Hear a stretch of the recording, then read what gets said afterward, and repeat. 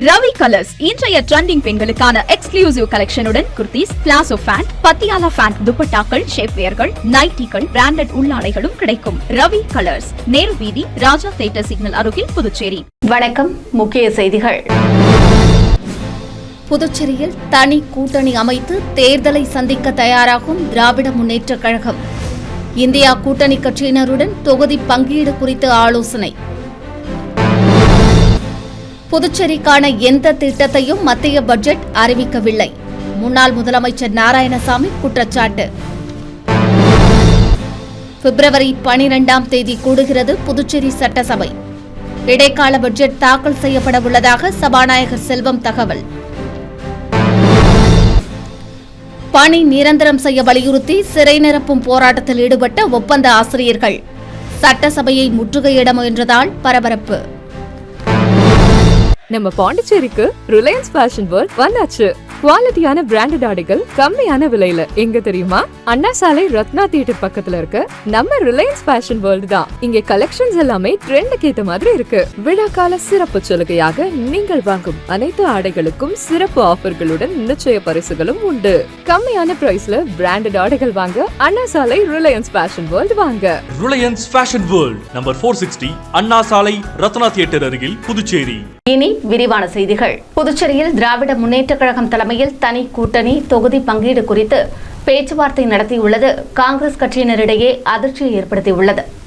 பாராளுமன்ற தேர்தலுக்கு பிறகு பெரும்பாலான மாநிலங்களில் இந்தியா கூட்டணி சிதைந்துள்ளது. ஆனாலும் தமிழகம், புதுச்சேரியில் இந்தியா கூட்டணி தொடர்கிறது.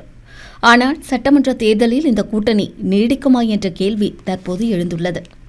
காங்கிரசுக்கு மற்றொரு வாய்ப்பாக தமிழக வெற்றிக் கழகத்துடன் இணைந்து சட்டமன்ற தேர்தலை சந்திக்கும் வாய்ப்பு உருவாகியுள்ளதால் தமிழகத்தில் இந்தியா கூட்டணி இடம்பெற்றுள்ள காங்கிரஸ் 40 சீட், ராஜ்யசபா ஆட்சியில் பங்கு என வலியுறுத்தி வருகிறது.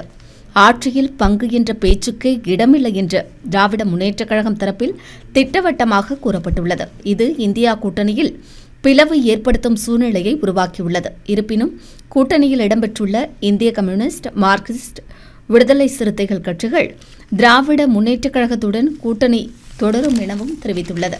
தமிழகத்தில் ஏற்படும் கூட்டணி புதுச்சேரியிலும் தொடரும் என்பதால் புதுச்சேரியிலும் இந்தியா கூட்டணி சட்டமன்ற தேர்தலை தொடருமா என தெரியாத நிலை ஏற்பட்டுள்ளது. இதற்கிடையே கூட்டணியில் இடம்பெற்றுள்ள காங்கிரஸ், திராவிட முன்னேற்றக் கழகத்திடையே யார் தலைமை வகிப்பது என மோதல் நிலவி வருகிறது. இரு கட்சிகளும் தங்கள் தலைமையில்தான் தேர்தலை சந்திக்க இருப்பதாக கூறி வருகின்றனர். அதோடு மொத்தமுள்ள 30 தொகுதிகளில் 20 தொகுதிகளில் போட்டியிடுவோம் எனவும் காங்கிரசும் திராவிட முன்னேற்றக் கழகமும் தனித்தனியாக அறிவித்து வருகிறது. இந்நிலையில் புதுச்சேரி லப்போர்த்து வீதியில் உள்ள திராவிட முன்னேற்றக் கழக கட்சி தலைமை அலுவலகத்தில் அக்கட்சியின் கொள்கை பரப்பு செயலாளர் ஜெகத் ரட்சகன் எம்பி, திராவிட முன்னேற்றக் கழக அமைப்பாளர் சிவா, அவைத்தலைவர் SP சிவகுமார், சட்டமன்ற உறுப்பினர் செந்தில்குமார் உள்ளிட்ட இந்தியா கூட்டணி கட்சியினர் பலரையும் சந்தித்து ஆலோசனை நடத்தியுள்ளார். ஆலோசனையில் தொகுதி பங்கீடு குறித்து விவாதிக்கப்பட்டதாக கூறப்படுகிறது. இந்த ஆலோசனைக் கூட்டத்தில் காங்கிரஸ் கட்சியினர் அழைக்கப்படவில்லை. திராவிட முன்னேற்றக் கழக கூட்டணிக்கு தலைமையை தானே எடுத்துக்கொண்டு தொகுதி பங்கீடு குறித்து பேச்சுவார்த்தையை தொடங்கியுள்ளது. இது காங்கிரஸ் கட்சியினரிடையே அதிர்ச்சியை ஏற்படுத்தியுள்ளது. ஏற்கனவே புதுச்சேரியில் கடந்த தேர்தலில் காங்கிரஸ் போட்டியிட்ட தொகுதிகளில் திராவிட முன்னேற்றக் கழகம் தேர்தல் பணிகளை தொடங்கியுள்ளது. அங்கு அறிவிக்கப்படாத வேட்பாளர்கள் களமிறங்கி பணியை தொடங்கியுள்ளனர். இதனால் திராவிட முன்னேற்றக் கழகம் தனது தலைமையில் புதுச்சேரியில் தனி கூட்டணியை அமைத்து தேர்தலை சந்திக்க தயாராகி வருவது குறிப்பிடத்தக்கது. புதுச்சேரியில் கூட்டணி தொடர்பாக கட்சி தலைமை எடுக்கும் முடிவிற்கு காங்கிரஸ் கட்டுப்படும் என்று முன்னாள் முதலமைச்சர் நாராயணசாமி தெரிவித்துள்ளார். புதுச்சேரி முன்னாள் முதலமைச்சர் நாராயணசாமி செய்தியாளர்களை சந்தித்தார். அப்போது காங்கிரஸ் சார்பில் 22 தொகுதிகளில் பாத யாத்திரை நடத்தப்பட்டுள்ளதாகவும் கட்சி சார்பில் முதன்முறையாக இதுபோன்ற யாத்திரை நடத்தப்பட்டுள்ளதாக அவர் கூறினார். புதுச்சேரிக்கு கடந்த தேர்தலின் போது பிரதமர் நரேந்திர மோடி வருகை தந்ததாகவும் தற்போது தேர்தல் நெருங்குவதால் பிரதமர் நரேந்திர மோடி புதுச்சேரிக்கு மாநில அந்தஸ்தை அறிவிப்பாரா, நிதி கமிஷனில் புதுச்சேரி சேர்க்கப்படுமா, புதுச்சேரிக்கான கடனை தள்ளுபடி செய்வாரா உள்ளிட்ட பல்வேறு கேள்விகளையும் அவர் எழுப்பினார். இதில் எதுவும் நடைபெறாது என தெரிவித்த முன்னாள் முதலமைச்சர் ஒப்புதலுக்காக வந்து புதுச்சேரி மக்களை ஏமாற்ற உள்ளார் என்றும் அவர் கூறினார்.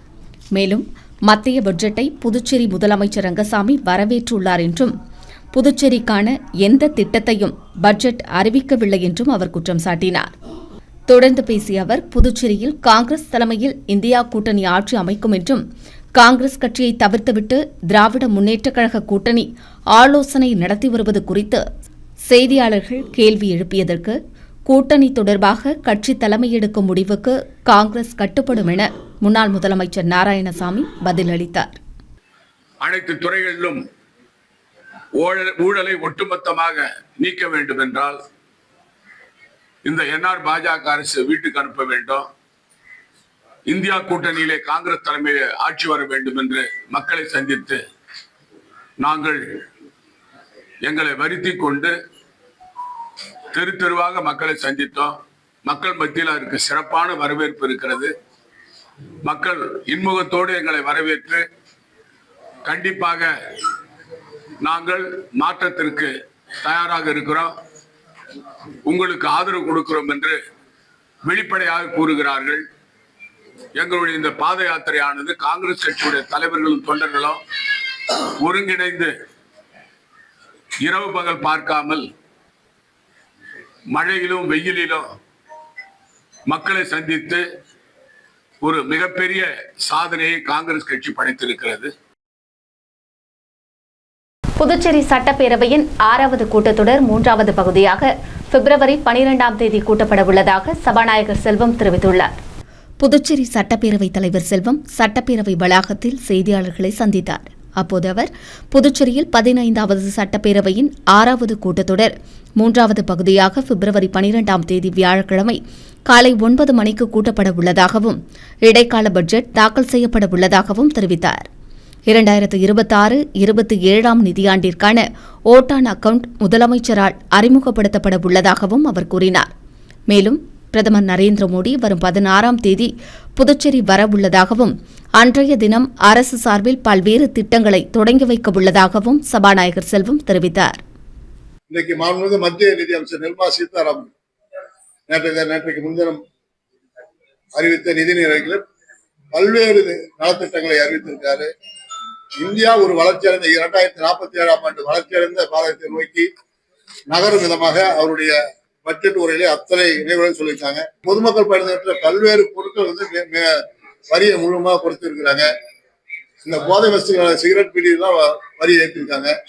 ஆக ஒரு நல்ல நிதி அறிக்கையை நம்முடைய மத்திய நிதியமைச்சர் நிர்மலா சீதாராமன் வழங்கியிருக்காங்க.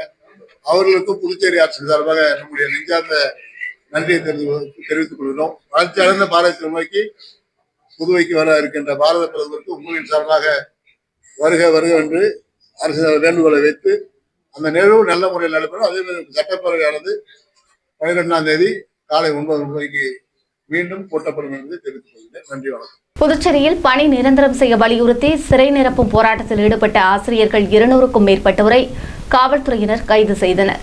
புதுச்சேரி அரசு பள்ளிகளில் ஒப்பந்த அடிப்படையில் நியமிக்கப்பட்ட ஆசிரியர்கள், பால சேவிகாக்கள் மற்றும் சிறப்பு ஆசிரியர்கள், மொழி ஆசிரியர்கள் உள்ளிட்டோருக்கு உச்சநீதிமன்ற தீர்ப்பின் அடிப்படையில் விரைவில் நிரந்தர பணி வழங்கிட வேண்டுமென வலியுறுத்தி கல்வித்துறை அலுவலகத்தில் கடந்த 14 நாட்களாக தொடர் போராட்டம் நடைபெற்று வருகிறது. ஆசிரியர்களின் நியாயமான போராட்டத்திற்கு பல்வேறு அரசியல் கட்சிகளும் சமூக அமைப்புகளும் ஆதரவு தெரிவித்து வருகின்றனர். ஆசிரியர்களின் கோரிக்கையை தீர்க்க அரசு முன்வராத நிலையில் போராட்டத்தை தீவிரப்படுத்தும் வகையில் புதுச்சேரி அரசு மற்றும் கல்வித்துறையை கண்டித்து சிறை நிரப்பும் போராட்டத்தில் ஆசிரியர்கள் ஈடுபட்டனர். சட்டமன்றம் அருகே நடைபெற்ற போராட்டத்தில் 200க்கும் மேற்பட்ட ஆசிரியர்கள் கலந்து கொண்டு கோரிக்கைகளை வலியுறுத்தி கண்டன கோஷங்களை எழுப்பினர். தொடர்ந்து சாலையில் நின்று போராட்டத்தில் ஈடுபட முயன்றனர். இதையடுத்து ஆசிரியர்கள் 200க்கும் மேற்பட்டவர்களை காவல்துறையினர் கைது செய்தனர். இதனிடையே சட்டசபையை முற்றுகையிட முயன்ற ஒப்பந்த ஆசிரியர்களை ஆம்பூர் சாலை அருகே காவல்துறையினர் தடுத்து நிறுத்தியதை அடுத்து அவர்கள் அங்கேயே தரையில் அமர்ந்து ஆர்ப்பாட்டத்தில் ஈடுபட்டனர். ஆர்ப்பாட்டத்தில் ஈடுபட்ட ஆசிரியை மயக்கமடைந்த நிலையில் சக ஆசிரியர்கள் அவரை உடனடியாக அரசு மருத்துவமனையில் சிகிச்சைக்கு அனுமதித்தனர். பணி நிரந்தரம் செய்ய வலியுறுத்தி போராட்டத்தில் ஈடுபட்ட ஆசிரியை மயக்கமடைந்ததால் சிறிது நேரம் அங்கு பரபரப்பு ஏற்பட்டது.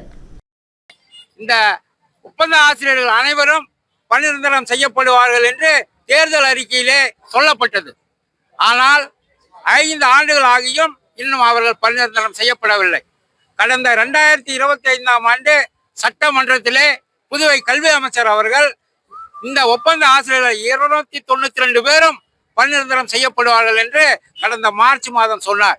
இதுவரை பணிநிரந்தரம் செய்யப்படவில்லை. இப்போது பேச்சை மாற்றி பேசுகிறார். இப்போது என்ன சொல்லுகிறார்? மற்றவர்களோடு நீங்கள் போட்டியிட்டு வெற்றி பெற்று வாருங்கள் என்று சொல்கிறார். ஒரு பதவிக்கு எத்தனை முறை பரீட்சை எழுத முடியும்? ஒரு பதவிக்கு எத்தனை முறை விண்ணப்பிக்க முடியும்? ஒரு பதவிக்கு எத்தனை முறை இவர்கள் மார்க்குகளை பார்த்து கொண்டிருப்பார்கள்? இவர்கள் 10-12 வருடங்களுக்கு முன்பு பட்டங்கள் முடித்தவர்கள், தகுந்த கல்வி தேர்வை முடித்தவர்கள். அவர்கள் இன்றைக்கு பட்டம் பெற்றிருக்கிற ஆசிரியர்களோடு போட்டி போட முடியுமா? இவருடைய இந்த வயதுக்கும் இந்த அனுபவத்திற்கும் இப்போது இருக்கிற புதிய பிள்ளைகளோடு ஓட்டப்பந்தயத்திலே கலந்து கொள்ள முடியுமா? இது தெரியாத மாண்புமிகு கல்வி அமைச்சர் அவர்களுக்கு. அவர் இப்போது பிளேட்டை மாற்றி பேசி போராட்டம் செய்பவர்களை அரசியல் பின்னணி என்று சொல்கிறார். நான் அவருக்கு மிக தெளிவாக ஒரு கேள்வி கேட்கிறேன். தேர்தல் அறிக்கையிலே சொல்லும் போது நீங்கள் என்ன செய்தீர்கள்? அரசியல் செய்தீர்களா? சட்டமன்றத்திலே சொல்லும் போது நீங்கள் என்ன அரசியல் செய்தீர்களா? இப்போது மாற்றி பேசுகிறீர்களே, அந்த பிளேட்டை மாற்றி இப்ப இவங்க அரசியல் செய்கிறார்கள் என்று சொல்கிறீர்களே, இது முறையல்ல. இதையெல்லாம் மாண்புமிகு முதலமைச்சர் அவர்கள் வேடிக்கை பார்த்து கொண்டிருப்பது நல்லதல்ல. அரசு ஊழியர்களும் பொதுமக்களை போன்று வாக்கு செலுத்துகிறவர்கள் தான் என்பதை அவர்கள் ஞாபகத்திலே வைத்துக் கொள்ள வேண்டும். அவர்கள் சொன்ன வாக்குறுதியை நிறைவேற்ற சொல்லித்தான் இந்த ஒப்பந்த ஆசிரியர்கள் கடந்த 15 நாட்களாக போராட்டம் நடத்தி கொண்டிருக்கிறார்கள். இது முதல் முறை அல்ல, இது 8வது கட்ட போராட்டம். தமிழக முன்னாள் முதலமைச்சர் பேரறிஞர் அண்ணாவின் 57வது நினைவு தினத்தையொட்டி அரசு சார்பில் அவரது திருவுருவ சிலைக்கு முதலமைச்சர் ரங்கசாமி மாலை அணிவித்து மலர் தூவி அஞ்சலி செலுத்தினார். தமிழக முன்னாள் முதலமைச்சர் பேரறிஞர் அண்ணாவின் நினைவு நாள் புதுச்சேரி அரசு சார்பில் அனுசரிக்கப்பட்டது. இதையொட்டி புதியஞ்சாலை சந்திப்பில் அமைந்துள்ள அவரின் திருவுருவ சிலைக்கு முதலமைச்சர் ரங்கசாமி மாலை அணிவித்தும் மலர் தூவியும் மரியாதை செலுத்தினார். அவரைத் தொடர்ந்து பொதுப்பணித்துறை அமைச்சர் லட்சுமி நாராயணன், குடிமைப் பொருள் வழங்கல் மற்றும் நுகர்வோர் விவகாரங்கள் துறை அமைச்சர் திருமுருகன், சட்டப்பேரவை துணைத் தலைவர் ராஜவேலு, அரசு கொறடா ஏகேடி ஆறுமுகம், சட்டமன்ற உறுப்பினர்கள் KSP ரமேஷ், பாஸ்கர் என்கிற தட்சிணாமூர்த்தி, லட்சுமிகாந்தன், பிரகாஷ்குமார் உள்ளிட்டோர் மாலை அணிவித்தும் மலர் தூவியும் அஞ்சலி செலுத்தினர். தொகுதி பங்கீடு குறித்து நடைபெற்ற பேச்சுவார்த்தையில் இந்திய கம்யூனிஸ்ட் கட்சி சார்பில் 4 தொகுதி கேட்கப்பட்டுள்ளதாக கட்சியின் மாநில செயலாளர் சலீம் தெரிவித்துள்ளார். புதுச்சேரி லப்போர்த்து வீதியில் உள்ள திராவிட முன்னேற்றக் கழக கட்சி தலைமை அலுவலகத்தில் அக்கட்சியின் கொள்கை பரப்புச் செயலாளர் ஜெகத் ரட்சகன் MP இந்தியா கூட்டணி கட்சியினருடன் ஆலோசனை நடத்தினார். ஆலோசனைக் கூட்டத்தில் பங்கேற்ற இந்திய கம்யூனிஸ்ட் கட்சியின் மாநில செயலாளர் சலீம் கூறுகையில், இந்திய கம்யூனிஸ்ட், மார்க்சிஸ்ட், விடுதலை சிறுத்தைகள் கட்சி நிர்வாகிகளை அழைத்து பேச்சுவார்த்தை நடத்தியதாகவும், பேச்சுவார்த்தையில் பங்கேற்ற விடுதலை சிறுத்தைகள் கட்சியினர் உழவர்கரை, நெட்டப்பாக்கம், ஊசுடு ஆகிய 3 தொகுதிகளை கேட்டதாக தெரிவித்தார். இந்திய கம்யூனிஸ்ட் கட்சி சார்பில் தட்டாஞ்சாவடி, காமராஜர் நகர், உழவர்கரை, நெல்லித்தோப்பு உள்ளிட்ட 4 தொகுதிகளையும், மார்க்சிஸ்ட் கம்யூனிஸ்ட் கட்சி திருபுவனை, லாஸ்பேட்டை உள்ளிட்ட 2 தொகுதிகளையும் கேட்டுள்ளதாகவும், அந்தந்த கட்சியின் பொறுப்பாளர்கள் தங்கள் தொகுதிகளை தெரிவித்ததாகவும், இதுகுறித்து தலைமையிடம் பேசி முடிவெடுக்க உள்ளதாக திராவிட முன்னேற்றக் கழகம் தெரிவித்துள்ளதாகவும் அவர் கூறினார். மக்களுடைய பிரச்சனைக்காக தொடர்ந்து போராடுகிறது, தனித்து போராடுகிறது, கூட்டாக போராடுகிறது. இதெல்லாம் கலந்துரையாடல்ல சொல்லியிருக்கிறோம். இது முதல் கட்டமாக இது ஒரு கலந்துரையாடல் நடந்திருக்கு. அவங்க எங்களை கூப்பிட்டாங்க, நாங்க பேசிருக்கிறோம். இந்தியா கூட்டணி என்பது காங்கிரஸ் உள்ளிட்டு தான் இந்தியா.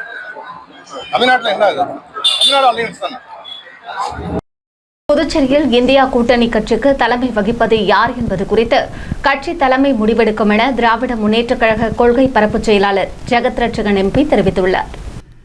புதுச்சேரி இந்தியா கூட்டணி கட்சியினருடன் அக்கட்சியின் கொள்கை பரப்புச் செயலாளர் ஜெகத் ரட்சகன் MP ஆலோசனை நடத்தினார். பேச்சுவார்த்தையின் முடிவில் செய்தியாளர்களுக்கு பேட்டியளித்த அவர், தேர்தல் பொறுப்பாளராக தலைமையை நியமித்துள்ளது என்றும், அதன்படி CPI, CPM, விடுதலை சிறுத்தைகள் கட்சி உள்ளிட்ட நிர்வாகிகளை சந்தித்து பேசியதாகவும், காங்கிரஸ் நிர்வாகிகளை விரைவில் சந்திக்க உள்ளதாகவும் அவர் கூறினார். புதுச்சேரிக்கு இந்தியா கூட்டணிக்கு தலைமை வகிப்பது யார் என்பது கட்சி தலைமை முடிவு செய்யும் என்று கூறிய அவர், அதன்படி தமிழக முதலமைச்சர் ஸ்டாலினும் காங்கிரஸ் கட்சித் தலைவர் ராகுல் காந்தியும் முடிவெடுப்பார்கள் என்றும் தெரிவித்தார். போட்டியிடும் தொகுதிகளையும் தலைமையே முடிவெடுக்கும் என்றும் அவர் கூறினார். தொடர்ந்து காங்கிரஸ் தலைமையை அடுத்து சந்தித்து பேச உள்ளதாகவும் அவர் கூறினார்.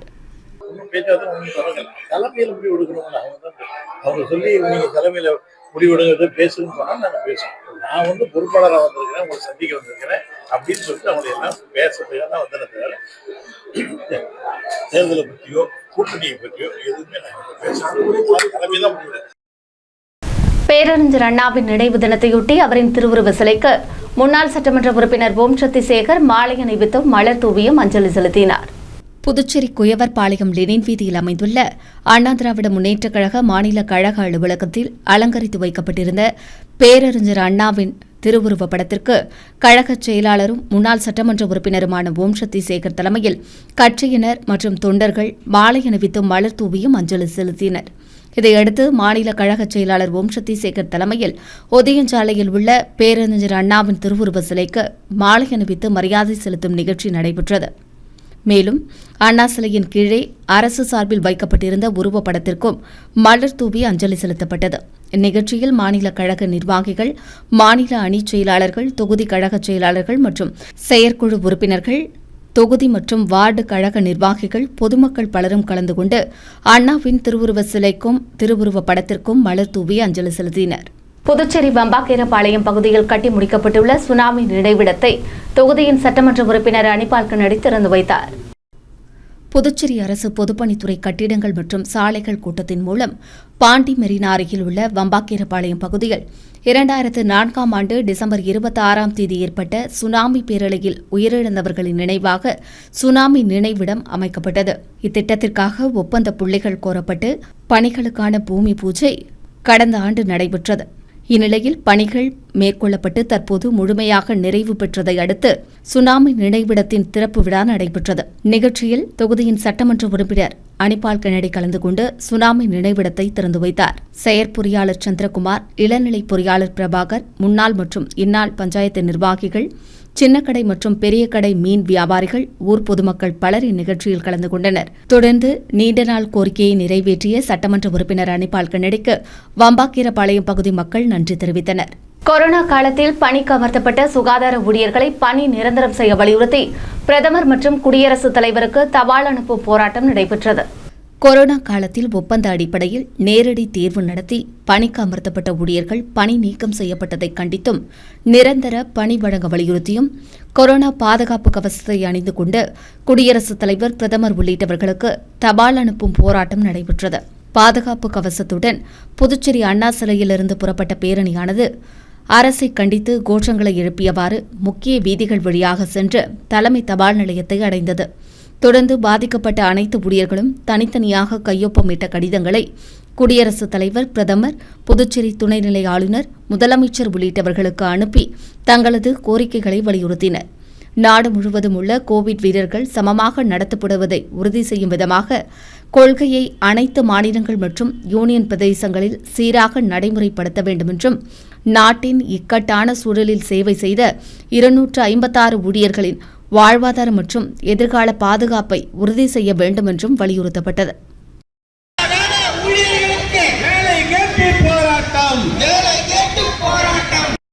பாரத பிரதமர் அவர்களுக்கு நாங்க இங்கிருந்து மனு அனுப்புறோம். இந்திய குடியரசுத் தலைவர், துணை குடியரசுத் தலைவர், சட்டத்துறை அமைச்சர், மேலும் சுகாதாரத்துறை அமைச்சர், தலைமைச் செயலர், எல்ஜி, புதுச்சேரி முதல்வர் உள்ளிட்டவர்களுக்கும் அனுப்புறோம். மனிதாபிமானத்தோடு, மனசாட்சியோடு கொரோனா காலத்துல புதுச்சேரி மக்களுடைய உயிருக்கு போராடியவர்களை பாதுகாக்க உழைத்தவர்களுக்கு அந்த அரசு பணியை நிரந்தர பணியாக இது வழங்கணும். அப்படி வழங்குற வரைக்கும் தொடர்ச்சியான எங்களது போராட்டத்தை தொடருவோம். மேலும் தேசிய மக்கள் முன்னணி சார்பாக புதுச்சேரி மாநிலத்தில் இருக்கக்கூடிய ஒட்டுமொத்த ஒப்பந்த ஊழியர்களையும் ஒன்று திரட்டி பாரத பிரதமர் மோடி அவர்கள் வர அன்னைக்கு கருப்பாடை அணிந்து போராட்டத்தை அறிவிப்போம். அடுத்து வருவது புதுவை இன்றைய தங்கம் மற்றும் வெள்ளி விலை நிலவரம். இன்றைய தங்கம் வெள்ளி விலை விவரம். புதுவையில் இன்றைய தங்கம் வெள்ளி விலை விவரம் வழங்குபவர்கள் முத்து கோல்ட் ஹவுஸ், பாண்டிச்சேரி. தங்கம் 1 கிராம் 13,910 ரூபாய். இன்றைய தங்கம் வெள்ளி விலை விவரம். வெள்ளி 10 கிராம் 2,770 ரூபாய். இத்துடன் ஏஎம்என் செய்திகள் நிறைவடைந்தன. வணக்கம். உங்கள் முத்து சில்க் ஹவுஸின் புதுச்சேரி நேரு வீதி வணிக திருவிழா வருகின்ற ஜனவரி 1 முதல் பிப்ரவரி 20 வரை. நீங்கள் வாங்கும் ஆடைகளுக்கு பரிசு கூப்பன்களை பெற்று உங்களுக்கான பரிசுகளை வென்று மகிழ்ச்சி அடையுங்கள். முத்து சில்க் ஹவுஸ், புதுச்சேரி. உங்கள் ஏஎம்என் டிவி செய்திகளை யூடியூபில் உடனுக்குடன் காண ஏஎம்என் டிவி பாண்டிச்சேரி